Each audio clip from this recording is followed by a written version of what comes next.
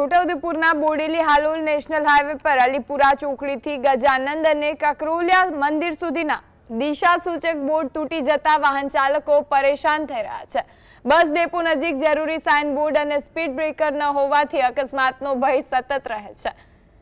તાજેતરમાં bus depot પાસે જ સાઇન બોર્ડના અભાવે એક કાર અનિયંત્રિત થઈ ડિવાઈડર પર ચડી ગઈ હતી, જેમાં કારને ભારે નુકસાન થયું હતું, પરંતુ સદનસીબે જાનહાનિ ટળી હતી।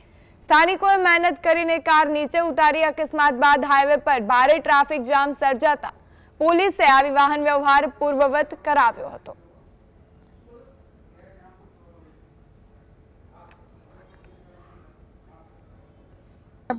ઘણા બધા બનાવ બની રહ્યા છે। એમના બોડેલીમાં વારંવાર અકસ્માત થઈ રહ્યા છે। જैसे કે તમે ઉદયપુર રોડ પર બમ બની ગયા છે, પછી આપણે છોટાઉદેપુર રોડ પર બમ બની ગયા છે, વડોદરા રોડ પર બમ બની ગયા છે, પણ અમારે અલીપુરા ચોકડીથી લગાઈ અને પાવાગઢ રોડ પર એક બી બમ નથી। તંત્રને એટલું ધ્યાન આપવા માંગીએ છીએ કે અહીંયા એક સૂચક બોર્ડ મૂકો કે બમ્પ મૂકો કે વારંવાર અહીંયા એક્સિડન્ટ થાય છે, તંત્ર કોઈ જાગતી જ નથી। તો શું કોઈનું મરણનું રાહ જોઈ રહ્યા છે? જો મરણ થવાનું હોય તેવું કરીએ।